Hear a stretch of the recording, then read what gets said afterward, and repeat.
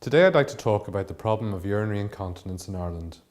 As we all know, it's a common problem with huge social and economic implications. It affects all age groups and a larger percentage of the population than cancer and cardiac disease. As our population shifts towards an older profile, incontinence is becoming a larger problem. It is a trigger to residential and nursing home care in the elderly, but preventable and treatable if patients seek help. We need to increase public awareness and encourage our patients to go and see their doctor. Applying Australian prevalence data suggests that a total of approximately 900,000 people are currently suffering from altered bladder control in Ireland, which is about 1 in 5 of the population. This compares with 11,000 cancer cases reported in Ireland in 2002 and an estimated 12,000 patients affected by cardiovascular disease in 2001. Broadly speaking, about 1 in 3 women of all age groups suffer from some form of pelvic floor dysfunction in Ireland, with obvious long-term concerns: continued loss in quality of life, the association with depression, skin conditions, hygienic issues, falls in the elderly, ultimately costs to the individual and health service. These costs are varied and related to absorbent products, related medical conditions, home assisted living and nursing home care, lost wages, cleaning expenses, and obviously diagnosis and treatment. What is stress urinary incontinence? Well, it's a common problem in women that causes the involuntary loss of urine during coughing, sneezing, laughing or physical exertion such as running or climbing stairs. The cause for this involuntary loss of urine is the weakening of the urethral closure mechanism, which is the result of reduced muscular tone in the pelvic floor region. The main contributing factors are vaginal birth, obesity, and aging. Until now, stress urinary incontinence was treated non-invasively through muscular training known as Kegel exercises, which are only marginally effective since they rely on daily compliance. And the other alternative to conservative therapy is invasive, using a mesh surgical implant known as a midurethral sling. This procedure requires hospitalization, recovery time, and could potentially cause complications like infection, rejection, and mesh exposure. The medical field of urogynecology is now being revolutionized by new non-surgical transvaginal laser therapies. To date, the main laser technology has been through the extremely ablative and potentially damaging carbon dioxide laser.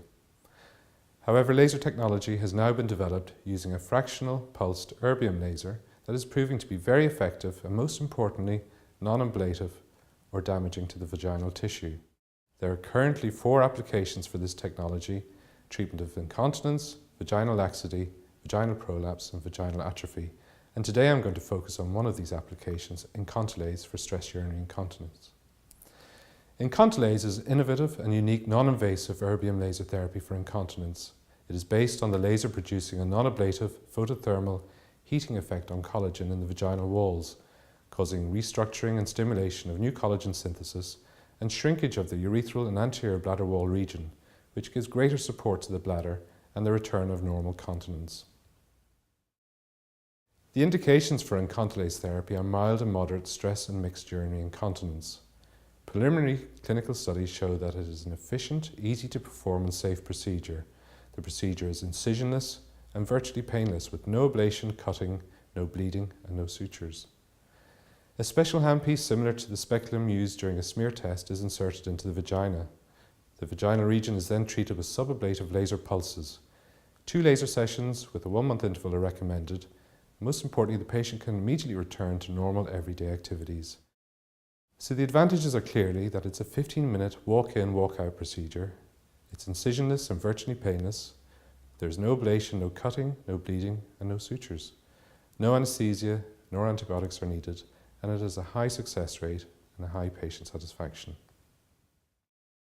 The Incontilase treatment is based on precisely controlled laser-induced thermal effects in the mucosa tissue in the region of the vestibule and urethral orifice, as well as in the region along the anterior vaginal wall.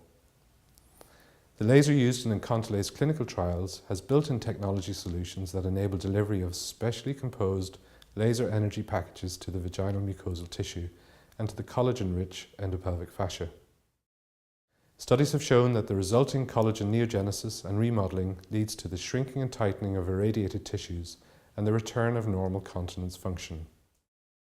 The latest Incontilase scientific results presented by research groups in Europe and the United States show excellent improvement for mild and moderate stress urinary incontinence. In their studies, 90% of patients with mild SUI and 76% of patients with moderate SUI needed just a single incontinence treatment. In total, 95% of all patients were incontinence-free 12 months after the treatment, while only 5% still had a very minimal form of stress incontinence that was non-bothersome. For a large majority of patients included in the study, a single session was sufficient to alleviate mild or even moderate stress incontinence. But if needed, the treatment was repeated after 1 month. Patients could immediately return to their normal everyday activities. In conclusion, today I'm introducing this very exciting office-based treatment option for the management of stress incontinence. Currently, this erbium laser technology is not available in any other centre in Ireland or the UK.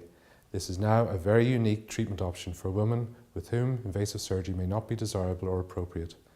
In particular, women who have not yet completed their family, women with young children that still need to be carried on a daily basis, and women who may have medical conditions or take medications that would make them unsuitable for anaesthesia or surgery. In the coming months, I hope to also introduce this non-surgical option for the management of early vaginal prolapse and vaginal atrophy, a particularly exciting option in this climate of declining take-up of hormone replacement treatment. Thank you very much.